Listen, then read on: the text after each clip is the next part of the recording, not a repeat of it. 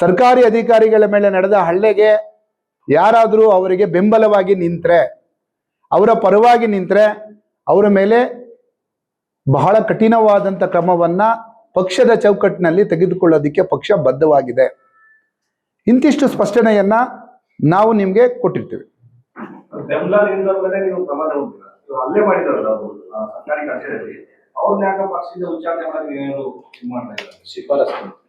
ಈಗ ARCS ನಲ್ಲಿ ಗಲಾಟೆ ಆಗಿದೆ ಅಂತ ನಾವು ವಿಡಿಯೋ ತುಣುಕುಗಳನ್ನ ನೋಡಿದ್ದೇವೆ. FIR ಮಾಡಿದ್ದಾರೆ ARCS ಒಬ್ರು ದೊಡ್ಡ ಒಂದು ಪೋಸ್ಟ್, ಅದು B ದರ್ಜೆಯ ನೌಕರರು. ಅವ್ರೇನು D ದರ್ಜೆ ನೌಕರರಲ್ಲ, B ದರ್ಜೆ ನೌಕರರು. ಅವರು ಮಲ್ಲೇಶ್ವರಂ ಪೊಲೀಸ್ ಸ್ಟೇಷನ್ ಠಾಣೆಯಲ್ಲಿ ಕೇಸ್ ದಾಖಲು ಮಾಡಿದ್ದಾರೆ. ಕೇಸ್ನಲ್ಲಿ ಹಲ್ಲೆ ಪ್ರಯತ್ನ ಆಯಿತು, ಮತ್ತೆ ಕಿರಿಚಾಟ ಕೂಗಾಟ ಆಯಿತು ಅಂತ ನನ್ನ ಹತ್ರ ಇದೆ ಕಾಪಿ, ಅದು ಹೇಳಿದ್ದಾರೆ. ತನ್ಮೂಲಕ ಅಲ್ಲಿ ಪೊಲೀಸ್ನವರು ಏನು ಕ್ರಮ ತೆಗೆದುಕೊಳ್ಬೇಕು ಅದನ್ನು ತಗೊಳ್ತಾರೆ. ಆಲ್ರೆಡಿ ಅದು ಪ್ರೋಸೆಸ್ ಸ್ಟಾರ್ಟ್ ಆಗಿದೆ.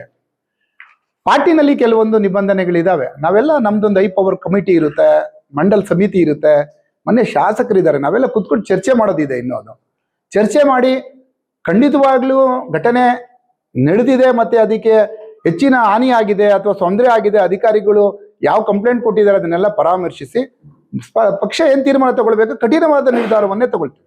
ಅಲ್ಲೇ ಒಂದ್ ಕಡೆ ಆದ್ರೆ ಕಳೆದ ಕೆಲವು ದಿನಗಳಿಂದ ನಿಮ್ಮದೇ ಮುಖಂಡರು ಪಕ್ಷದ ಕಾರ್ಯಕ್ರಮ ಭಾಗವಹಿಸ್ತಾ ಇಲ್ಲ, ಮತ್ತೆ ಪಕ್ಷದ ಶಾಸಕರ ಬಗ್ಗೆ ಒಂದು ಹೇಳಿಕೆಯನ್ನ ನೀಡುವಂಥದ್ದು, ವಿರೋಧ ಬಗ್ಗೆ ವ್ಯಕ್ತಪಡಿಸುವಂತ ಹೇಳಿಕೆ ನೀಡುವಂಥದ್ದು, ಇಂಥದ್ದೆಲ್ಲ ಪಕ್ಷ ವಿರೋಧಿ ಚಟುವಟಿಕೆ ಮಾಡ್ಕೊಂಡೇ ಬರ್ತಾ ಇದ್ದಾರೆ. ಅವ್ರ ಮೇಲೆ ನಿಮ್ಗೆ ಇಷ್ಟೊಂದು ಸಾಫ್ಟ್ ಆಧಾರ ಅಂತ ನೋಡಿ, ಮತ್ತೊಮ್ಮೆ ಸ್ಪಷ್ಟಪಡಿಸ್ತೀನಿ. ವಿದ್ಯಾವಂತ ಮುಖಂಡ ಒಬ್ಬರನ್ನ ಸಡನ್ ಆಗಿ ಕಳ್ಕೊಳ್ಳಕ್ ಇಷ್ಟಪಡಲ್ಲ ಪಕ್ಷ. ಅವರೊಬ್ರು ವಿದ್ಯಾವಂತ ಮುಖಂಡ, ಅವ್ರು ಎಲ್ಲ ಪಕ್ಷಗಳನ್ನ ನೋಡಿ ಬಂದಿದ್ದಾರೆ. ಎಲ್ಲ ಪಕ್ಷಕ್ಕೂ ಹತ್ರದಲ್ಲಿದ್ದವರೇ ಅವರು. JDS ನಲ್ಲೂ ಕೂಡ ಇದ್ರು, ಕಾಂಗ್ರೆಸ್ ನಲ್ಲೂ ಕೂಡ ಇದ್ರು, ನಮ್ಮಲ್ಲೂ ಕೂಡ ಬಂದಿದ್ದಾರೆ. ನಮ್ಮಲ್ಲಿ ಬಂದ್ಮೇಲೆ ಒಂದೆರಡು ಎಲೆಕ್ಷನ್ ಸೋತಿದ್ದಾರೆ. ಒಂದು ಎಲೆಕ್ಷನ್ ಅಲ್ಲಿ ಪಾರ್ಟಿಯ ಎಲ್ಲ ಮುಖಂಡರು ಮತ್ತೆ ಶಾಸಕರ ಒಂದು ಹೋರಾಟದ ಫಲವಾಗಿ ಗೆದ್ದಿದ್ದಾರೆ. ಗೆದ್ದ ಸಹಜವಾಗಿ ಅವರಿಗೆ ಕೆಲಸದ ಒತ್ತಡ ಇರುತ್ತೆ, ಹಾಗಾಗಿ ಪಕ್ಷದ ಕಾರ್ಯಕ್ರಮಗಳಲ್ಲಿ ಹೆಚ್ಚು ತೊಡಗಿಸ್ಕೊಂತ ಇಲ್ಲ ಅನ್ನೋ ಒಂದು ಉದ್ದೇಶಕ್ಕೆ ನಾವು ಅವ್ರ ಜೊತೆ ಸಹಾನುಭೂತಿ ಇದೆ. ಹಾಗಂತೇಳಿ ಒಮ್ಮೆಲೆ ಏನು ಡಿಸಿಷನ್ ತಗೊಳಕ್ಕಾಗಲ್ಲ. ಪಕ್ಷದಲ್ಲಿ ಕೆಲವೊಂದು ನಮ್ಮದೇ ಆದಂಥ ಬೈಲಾಗಳಿರುತ್ತೆ, ಅದನ್ನೆಲ್ಲ ನೋಡಿ ಏನ್ ತಗೊಳ್ಬೇಕು ಅದನ್ನ ನಮ್ಮ ಚೌಕಟ್ಟಿನಲ್ಲಿ ತಗೊಳ್ತೀವಿ. ಕಳೆದ ಚುನಾವಣೆಯಲ್ಲಿ ಬ್ಯಾಲೆಟ್ ಪೇಪರ್ ಅಲ್ಲಿ ಹಣ ಇಟ್ಟು ಅಕ್ರಮ ಮಾಡಿದ್ದಾರೆ, ಅವ್ರನ್ನ ಯಾಕೆ ನೀವು ಉತ್ತೇಜನ ಮಾಡ್ತಾ ಇದ್ದೀರಾ? ಅದು ಸಾಬೀತಾಗಿಲ್ಲ ಇನ್ನು. ಅದು ಕಾಂಗ್ರೆಸ್ನವ್ರು ಹೇಳ್ಬೇಕು, ಹಣ ಇಟ್ಟು ಇವ್ರು ಇಟ್ಟಿಸಿದ್ರು ಅವ್ರು ಇಟ್ಟಿಸಿದ್ರೋ ಗೊತ್ತಿಲ್ಲ ನಮ್ಗೆ ಅಲ್ವಾ. ಅದನ್ನ ಅವ್ರು ಕೇಸ್ ಹಾಕೊಂಡಿದ್ದಾರೆ, ಹಣ ಇಟ್ಟಿದ್ದಾರೆ ಅಂತ ಹೇಳಿದ್ರೆ BJP ಅವ್ರು ಇಟ್ಟಿಸಿದ್ದಾರೆ ಅಂತ ಹೆಂಗ್ ನಾವ್ ಹೇಳೋದು? ನೋಡಿ, ನಿಮ್ಮೇಲೆ ಕೋಪ ಇದ್ರೆ ನಿಮ್ಮ ಹತ್ರ ದುಡ್ಡು ಇಸ್ಕೊಂಡು ನಾವು ಬೇರೆಯವ್ರಿಗೆ ಓಟ್ ಹಾಕಲ್ವಾ? ನೀವೇನೋ ಅನ್ಯಾಯ ಮಾಡಿರ್ತೀರಿ, ಅವಾಗ ನೀವೇ ತಾನೇ ನಿರ್ದೇಶಕರು. ನೀವು ನಿರ್ದೇಶಕರಾಗಿ ಅವ್ರಿಗೇನೋ ಕೊಡ್ಬೇಕಾದ ಸೌದೆ ಬೈ ಕೊಟ್ಟಿಲ್ಲ, ನಿಮ್ ದುಡ್ಡು ಇಸ್ಕೊಂಡು ನಮ್ಗೆ ಓಟ್ ಹಾಕಿರ್ತಾರೆ. ಅದನ್ನ ಪರಿಗಣನೆ ಮಾಡಕ್ಕಾಗಲ್ಲ, ಅದಕ್ಕೆ ಸಕ್ಷಮ ಪ್ರಾಧಿಕಾರ ಇದೆ, ಮಾಡುತ್ತೆ. ಈಗ ಅನೇಕ ಸಂದರ್ಭಗಳಲ್ಲಿ ಅವರು ಆಲ್ರೆಡಿ ಕಾಲಿಟ್ಟು ಆಚೆ ಹೋಗಾಗಿದೆ ಸರ್. ಸುಮ್ಮನೆ ನೆಪಕ್ಕೆ ಮಾತ್ರ ನಾನು BJP ಇದ್ದೀನಿ, ನಮ್ಮ ಶಾಸಕರು, ನಮ್ಮ ಸಂಸದರು ನಮ್ಮೋದೆ ಅಂತ ಕತೆ ಹೇಳ್ತಾ ಇದ್ದಾರೆ. ನೆಕ್ಸ್ಟ್ ಕಾಂಗ್ರೆಸ್ ಇಂದ ಅವ್ರು ನಿಂತ್ಕೊಳ್ತಾರೆ ಅಂತ ಟಾಕು ಸಹ ಕೇಳಿ ಬರ್ತಾ ಇದೆ. ಈಗ ಅವರು ವಜಾ ಮಾಡಿ ಅಂತೇಳಿ ಕಾಂಗ್ರೆಸ್ನವರು ಟ್ಯಾಪೆ ಹಚ್ಚುವಂತ ಕೆಲಸ ಮಾಡ್ತಾ ಇದ್ದಾರೆ. ನೀವು ಸಹ ಈ ವಜಾಗೊಳಿಸ್ತೀವಿ ಇವತ್ತು ನಾಳೆ ಎಷ್ಟು ದಿನ ಬೇಕು ಮೊದಲನ ಕ್ಲಿಯರ್ ಮಾಡ್ಲಿಕ್ಕೆ? ನೋಡಿ, ಕಾಂಗ್ರೆಸ್ನವರ ವಿಚಾರ ನಮ್ಗೆ ಸಂಬಂಧಪಟ್ಟಿದ್ದಲ್ಲ. ನಾನು ಗಮನಿಸ್ತೆ ಕಾಂಗ್ರೆಸ್ನವ್ರು ಹೇಳಿದ್ದನ್ನ.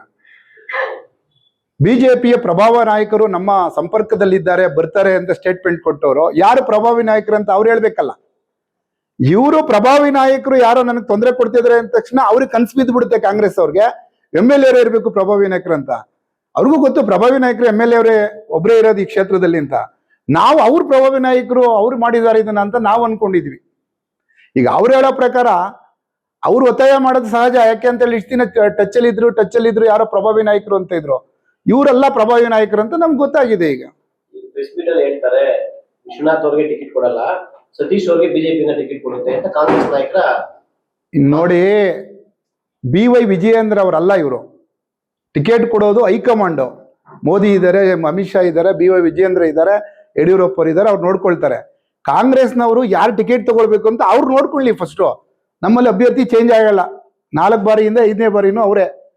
ಈಗ ಇವ್ರು ಎಷ್ಟು ಸಲ ಚೇಂಜ್ ಆಗಿದ್ದಾರೆ, ಈ ಸಲ ಯಾರು ಬರ್ತಾರೆ ಅಂತ ಯಾವುದೇ ಕಾಂಗ್ರೆಸ್ ಕಾರ್ಯಕರ್ತನ ಗೊತ್ತಿಲ್ದಿರೋದನ್ನ ಅವ್ರು ಸ್ಪಷ್ಟಪಡಿಸ್ಬೇಕು. ಬಿಟ್ರೆ ನಮ್ಮ ತಟ್ಟೆಯಲ್ಲಿ ಏನ್ ದೊಡ್ಡ ಹೆಗ್ಗಣ ಬಿದ್ದಿದೆ, ಬೇರೆ ತಟ್ಟೆಯ ನೊಣ ನೋಡಬಾರ್ದು.